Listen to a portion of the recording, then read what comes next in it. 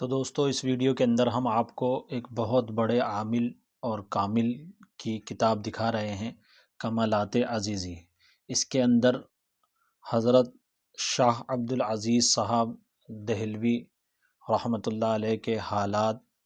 جس کو حالات عزیزی کے نام سے ذکر کیا گیا ہے، اور ان کے زندگی کے مجربات اور ان کے ارشادات اور ان کی کرامات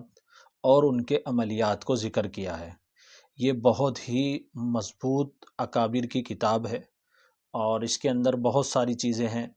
یعنی جو انسان کو اس لائن کے اندر رہبری کرتی ہیں۔ اس کتاب کا زیادہ تعارف نہ کراتے ہوئے بس ایک مختصر سی بات آپ کے سامنے عرض کرتا ہوں۔ پڑوس ملک کے ایک عالم ہیں مفتی زرولی صاحب، جب ان کو ایک جناتنی پریشان کر رہی تھی اور وہ ایک بادشاہ کی بیٹی تھی، تو خواب میں ایک جنات بادشاہ نے آ کر ان کو اس کتاب کی طرف رہنمائی کی تھی،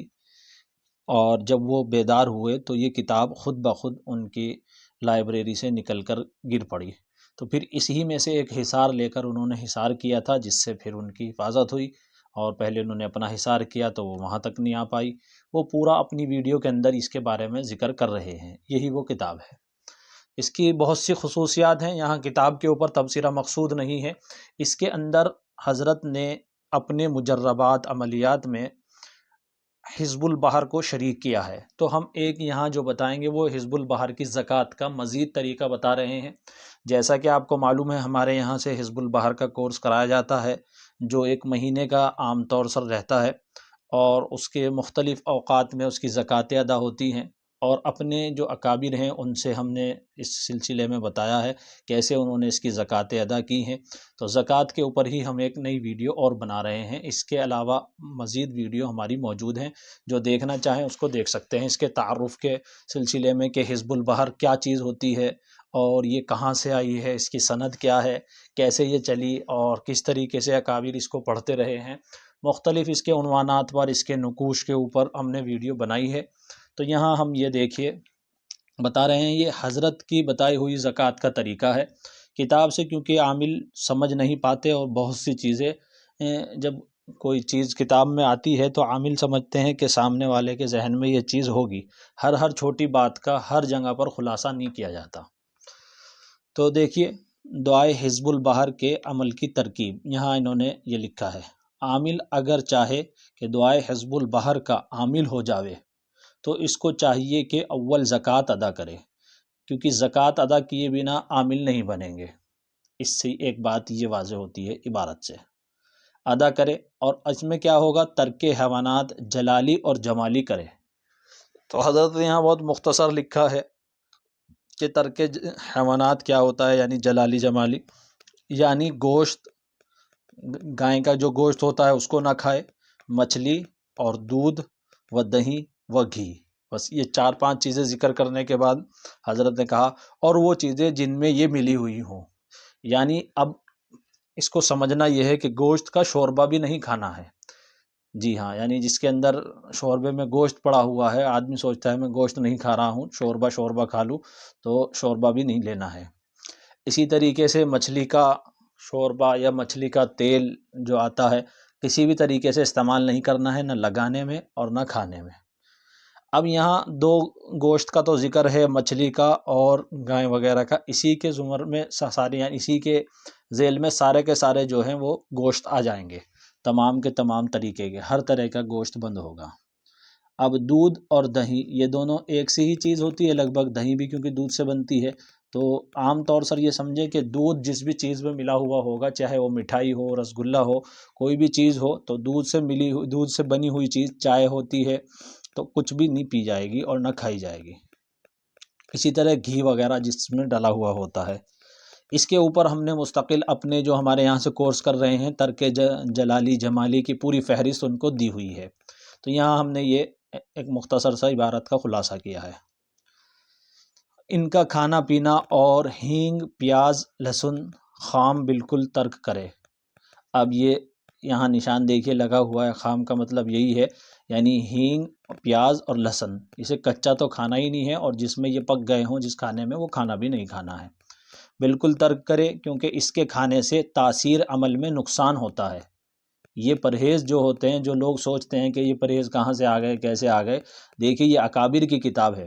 اور اس کتاب کے اندر انہوں نے دیا ہے کہ اس پرہیز کا لازم یعنی ضروری ہے اس کے اندر، اور آگے پھر انہوں نے یہ بھی لکھا ہے کہ اگر یہ پرہیز نہ کیے جائیں تو اس میں نقصان یعنی رجت بھی ہو جاتی ہے۔ بہرحال پھر شروع مہینے کے بدھ اور جمعرات و جمعہ کو اعتکاف کی نیت کرے، اس میں تاریخ متعین نہیں کی، بس دن متعین کیے ہیں۔ روز روزے رکھے یعنی تینوں دن میں، بدھ کا بھی روزہ رکھے، جمعرات کا بھی اور جمعہ کا بھی، اور ہر سہ روز دریا، تالاب یا کنویں کے تازے پانی سے غسل کرے۔ اب ایک بات یہ ہے، جب وہ اعتکاف میں ہوگا تو دریا پر کیسے جائے گا؟ یہ بعض عاملین کو سوال پیدا ہوتا ہے کہ جب وہ اعتکاف سے کسی مسجد وغیرہ میں ہیں تو باہر تو نکلنا نہیں چاہیے۔ تو یہ یاد رکھیے یہ سنت اعتکاف نہیں ہے، یہ نفلی اعتکاف ہوگا، اور گویا ایک اعتکاف کے والے کی طرح اسے اپنا ایک قیام ایک جگہ پر رکھنا ہوگا، اور یہ بھی لازم نہیں ہے کہ اس اعتکاف کے لیے مسجد میں یعنی وہ اعتکاف کرے۔ جی ہاں، کسی کونے، کسی گھر میں، کسی گوشے میں، کسی حجرے میں اعتکاف وہ کر سکتا ہے، اور اعتکاف والوں کی طرح رہے، اور نہانے کے لیے وہ باہر جا سکتا ہے بقدر ضرورت۔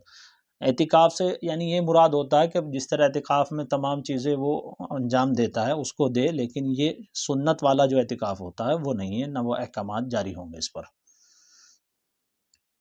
تو اس طریقے سے انہوں نے کہا ہے تینوں دن یعنی تالاب کے یا کنویں کے پانی سے وہ غسل کرے۔ اب جیسے کنویں نہیں ہیں اور تالاب بھی بہت سی جگہ نہیں ہیں، تو کنووں کے قائم مقام سمر سیول آ گیا ہے، تو سمر سیول سے غسل کرنے سے بھی کام چل جائے گا،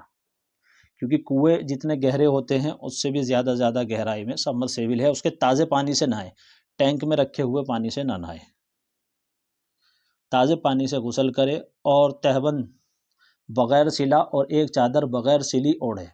دونوں چیزیں، یعنی تہمند جو ہوتا ہے بغیر سلے کا مطلب یہ بہت سا تہمند بیچ میں سے سل دیا جاتا ہے، وہ نہ ہو، اور اسی طریقے سے چادر بھی ایسی ہو جو سلی ہوئی نہ ہو، دونوں کپڑے اسی طرح کے اوڑھے، اور عطریات مثل لوبان وغیرہ کے جلائے۔ یہاں یہ بخور مراد ہے اس سے کہ لوبان کا بخور جلا لے، اور عود کا بھی جلا سکتے ہیں، لوبان کا جلائے تو چلے گا، اور شب کو بھی اسی مقام پر آرام کرے، اور جو کچھ یعنی رات میں بھی اسی جگہ پر آرام کرے جہاں یہ سب عمل اسے کرنا ہے، اور جو کچھ دیکھ کر کسی سے بیان نہ کرے، اور جو کچھ دیکھے کسی سے بیان نہ کرے، اور چنے بھنے یا روٹی جوں کی کھاوے، یعنی بھنے ہوئے چنے ہوں یا جوں کی روٹی ہو، یہ وہ لے سکتا ہے، لیکن روٹی جو ہے وہ کوئلے پر پکائی جائے۔ اچھا، اس کے پیچھے ایک لاجک ہوتا ہے، کوئلے پر روٹی پکانے کے پیچھے، یعنی کوئی جو جیسے مٹی کے تیل اسٹوو اس وقت میں چلتے تھے، تو مٹی کے تیل کی یعنی روٹی میں سے نہ آ جائے، گوبر پر پکائی جاتی ہے جو اپلوں پر، اس پر بھی کبھی کبھی جو ہے اس کی بو روٹی میں آ جاتی ہے، گیس کی بو آ جاتی ہے، تو اس لیے یہ لکڑی یا کوئلے کے اوپر پکانا کو کہا جاتا ہے، تاکہ کیونکہ جیسے لہسن پیاز وغیرہ کی بو سے بچا جاتا ہے، اس میں بھی جس چیز پر وہ روٹی پک رہی ہے اس آگ کی بو اس میں شامل نہ ہو، تو اس سے بچنے کے لیے یہ کہا جاتا تھا۔ کوئلے کی بو ایک حد تک کہ جو کوئلے کی روٹی کے اندر یا کھانے کے اندر آتی ہے وہ عاملین کو نقصان دہ نہیں ہوتی ہے، اس سے مناسبت ہوتی ہے۔ تو امید ہے اصول کی بات آپ سمجھ رہے ہوں گے۔ اس عمل کے لیے مسجد سب سے بہتر ہے، یا کوئی جگہ پاک صاف ہو مگر گوشائے تنہائی اختیار کرے۔ جو ہم نے بات اوپر بتائی ہے اسی کو یہاں حضرت نے ذکر کیا ہے، مسجد ہو تو بہت بہتر ہے، اور اگر مسجد نہیں ہے تو پھر کسی کوئی کونا ہو اس میں اس کا بہتر رہے گا۔ پھر اپنے چوں طرف یعنی اپنے چاروں طرف حصار کرے کہ 1 کے بعد 120 مرتبہ پڑھے 3 روز تک۔ یہاں ایک بات پوری ہو گئی ہے، اب یہ عبارت کا ذرا مسئلہ اس کو سمجھنا ہے۔ جو حصار ہے وہ کیا ہے؟ حصار حضرت نے ہی ذکر کیا ہے، اسی کتاب میں ہے، جن کے پاس یہ کتاب ہے وہ حصار کو دیکھ سکتے ہیں، اور جن کے پاس حصار نہیں ہے وہ ہماری حصار کی ویڈیو دیکھ سکتے ہیں، اس میں ہم نے وہ حصار ذکر کیا ہے، اسباق کی جو لسٹ ہے اس کے اندر حصار کی ویڈیو ہے، وہ حصار آپ کر سکتے ہیں۔ تو حصار کر کے 2 رکعت نماز ہے، یہ اس سے مراد 2 گانا کے بعد، 2 گانا کے بعد یعنی 2 رکعت نماز نفل پڑھے کے بعد 120 مرتبہ پڑھے، 120 مرتبہ حزب البحر ایک دن میں پڑھی جائے گی، بدھ والے دن اسی طرح پھر جمعرات کے دن 120 مرتبہ اور پھر جمعے کے دن 120 مرتبہ، ان 3 دنوں میں 360 مرتبہ ہو گیا۔ جی ہاں، اب اگر اس طرح نہیں کرنا ہے تو یہ عمل اسی طریقے سے 12 روز تک بھی ہو سکتا ہے۔ دیکھیے اب انہوں نے یہاں 3 روز کے بعد یہ کہا ہے یا اسی نیت سے 12 روز تک 30 مرتبہ روز پڑھے، یعنی یا تو یہ کرے کہ 3 دن تک کے 120 مرتبہ پڑھے، اگر یہ نہیں پڑھی جا رہی ہے تو 12 دن تک کے پھر 30 مرتبہ پڑھے، یعنی اگر 120 کی مقدار کسی کو زیادہ لگ رہی ہے تو اس کی مقدار تو کم ہو جائے گی، دن بڑھ جائیں گے، یعنی 30 کی روز آنا پڑے گا۔ اچھا یہ 12 دن تک پڑھنا 30 روز، اور یہ جو 3 دن تک 120 ہے، یہ ایسے ہی نہیں انہوں نے کہہ دیا۔ بعض لوگ کہتے ہیں جی یہ کہاں سے لیا ہے اور اتنی مقدار کس طرح لیا ہے، تو دیکھیے اس کی وجہ یہ کتاب میں بیان کرتے ہیں، کیونکہ یہ اکابر کی عبارات ہیں تو بہت معمولی سا اشارہ جب کبھی ہوتا ہے، ان کا موڈ ہوتا ہے بتانے کا تو وہ بتا دیتے ہیں، اور نہیں تو بھی ڈائریکٹ عمل بھی بتا دیتے ہیں۔ ہر کتاب میں لاجک نہیں بتایا جاتا کہ یہ عمل کس لیے ہے، اتنی مقدار کیوں ہے، لیکن اس کے پیچھے کوئی نہ کوئی وجہ ضرور ہوتی ہے۔ جو کاملین حضرات ہوتے ہیں اور فن کے ماہر ہوتے ہیں، وہ اس وجہ جس کے پیچھے کی جو وجہ ہوتی ہے وہ ان کو معلوم ہوتی ہے۔ اگر کوئی فن کو باقاعدہ سیکھنا چاہتا ہے، ماہر بننا چاہتا ہے، تو وہ ان سے رابطہ رکھے۔ دیکھیے یہ عدد اس واسطے اختیار کیے ہیں کہ آفتاب یعنی سورج، آفتاب کے 360 درجے ہیں۔ جو ہم نے سورج کے اوپر ویڈیو بنائی ہے علم نجوم کے باب میں، ہماری پلے لسٹ میں جا کر دیکھ سکتے ہیں، اس میں آپ کو اچھے سے سمجھ میں آئے گی کہ 360 درجے کس طرح ہیں سورج کے، اور کب کس بروج میں رہتا ہے۔ یعنی ایک بروج میں جب سورج رہتا ہے تو 30 درجے اس کے ہوتے ہیں، تو ان 30 کے حساب سے 12 برج ہوتے ہیں، تو 30 کو جب 12 سے گنا کریں گے تو 360 آ جائے گا۔ اور 3 مثلثوں یا 12 بروجوں کے ضمن میں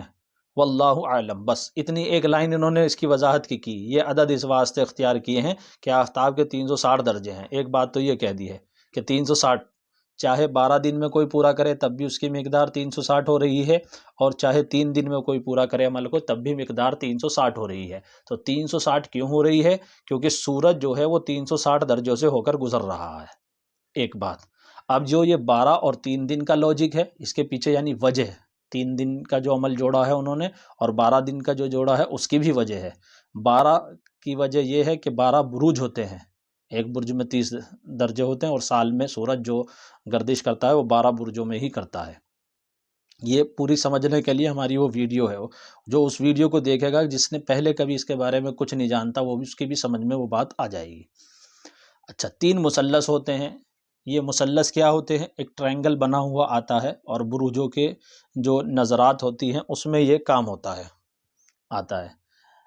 تو بہرحال یہ 3 مثلث ہیں، اس لیے وہ مثلث سے مراد 3 دن، اور بروج و 12 بروج سے جب انہوں نے وہ کیا تو 12 دن لیے۔ اس کی اور بھی وجہ ہے لیکن وہ یہاں سمجھانا مقصود نہیں ہے، پھر لمبی بات ہوتی ہے۔ یعنی 2 رکعت نماز پڑھی اور پھر حزب البحر کی دعا پڑھی، اس کے بعد کیا کرے عمل کرنے والا؟ جیسے 3 دن بیٹھا ہے یا 12 دن بیٹھا ہے تو اس کو بتا رہے ہیں کہ ہر وقت درود شریف پڑھنے میں مشغول رہے، یعنی اپنے وقت کو خالی نہ گزارے بیٹھ کے کسی چیز کا انتظار کر رہا ہو یا فضول کاموں میں لگے، بلکہ وہ درود شریف پڑھے، اور درود شریف پڑھنے سے اس کے عمل کے اندر تاثیر بڑھتی چلی جائے گی، نورانیت پیدا ہوگی۔ جی ہاں، درود شریف پڑھنے کا ایک وجہ یہ بھی ہوتی ہے جو جلالی اعمال ہوتے ہیں تو وہ بندے کے اوپر اثر نہیں کرتے، اور اس کے اندر تھوڑی ٹھنڈک آ جاتی ہے، جمال پیدا ہو جاتا ہے۔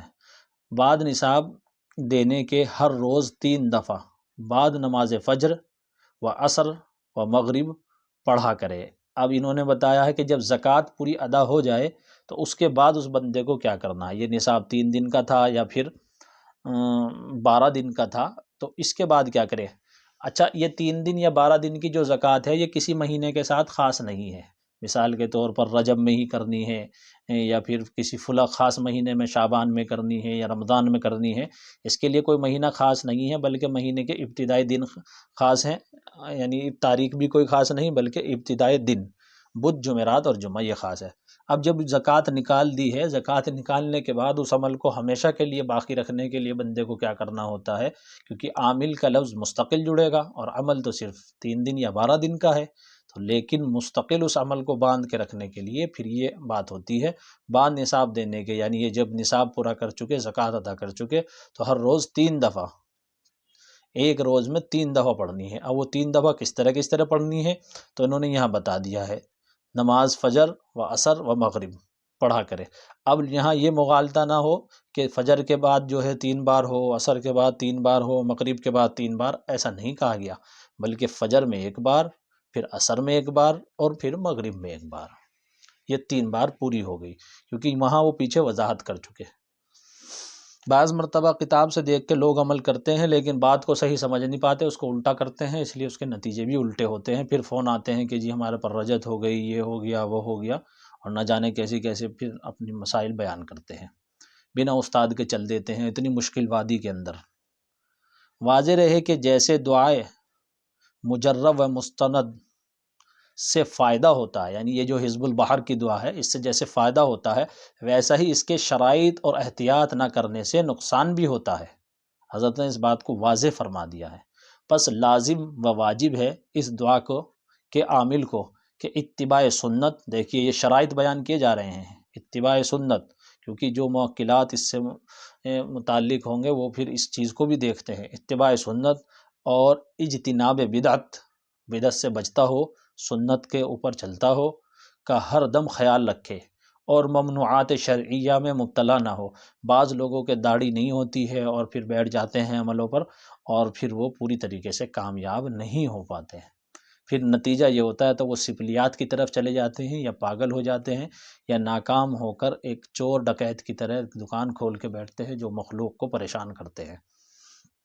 بہرحال تو یہاں حضرت نے اس کی شرائط بھی بیان کی ہے کہ بدعت کا یعنی سے بچے، ہر دم خیال رکھے یعنی بچنے کا، اور ممنوعات شرعیہ میں مبتلا نہ ہو، جسے شریعت نے حرام کیا ہے، منع کیا ہے، وہ کام نہ کرے۔ اور اب دیکھیں کتنا اہم اصول بیان کر رہے ہیں، چند لائنوں کے اندر پورا ایک نچوڑ کے رکھ دیا ہے۔ اور استاد سند یافتہ کی اجازت حاصل کر کے زکوٰۃ دینے کی جرات کرے، اور اگر بدون زکوٰۃ کے بھی پڑھا کرے تو بھی نفع و فیوز و برکات سے خالی نہیں۔ ایک تو یہ ہے کہ وہ بنا یعنی ویسے ہی پڑھ رہا ہے، عمل نہیں بننا چاہ رہا ہے، تو فائدہ تو ہوتا ہی ہے، پھر ویسے ہی تلاوت کر رہا ہے اس کی، یعنی جس طرح پڑھا جاتا ہے کہ کوئی عبارت کوئی وظیفہ، لیکن اگر باقاعدہ عامل بننا چاہ رہا ہے تو حضرت نے یہاں فرمایا ہے کہ جو ایسا استاد ہو جس کے پاس سند ہو، اس کی سند یافتہ ہو، اور میں اس میں ایک اضافہ یہ کرتا ہوں کہ وہ ماہر بھی ہو، وہ کچھ اس کے بارے میں جانتا بھی ہو، یعنی عملیات کے اصولوں کے بارے میں بھی۔ تو بہرحال بعض لوگ صرف اجازت لے لیتے ہیں اور اس کے بعد پھر وہ خود عمل نہیں کرتے اور اس کی باریکیوں سے واقف نہیں ہوتے اور آگے لوگوں کو اجازت دے رہے ہوتے ہیں، یہ بھی مناسب نہیں ہے۔ اس کی سند بہت عالی اور بہت بڑی سند ہمارے پاس موجود ہے، جو ہمارے یہاں سے کورس کر رہے ہیں ہم ان کو لکھوائیں گے بھی، اور کچھ لوگوں کو بتائی بھی ہے، اور بہت سارے بزرگوں سے، علماء دیوبند کے ایک بڑی جماعت سے ہمیں اجازت ہے، ایک دو سے نہیں، بڑی جماعت سے، اور جو وقت کے اپنے اپنے یعنی شیخ الحدیث اور مشائخ رہے ہیں، اور تمام بڑی ایک مخلوق نے ان کی طرف رجوع کیا ہے، تو ان لوگوں سے ہمارے اجازت ہے، الحمدللہ اللہ کا فضل ہے، اور جو ہمارے یہاں سے کورس کرتے ہیں ہم ان کو بتاتے بھی ہیں۔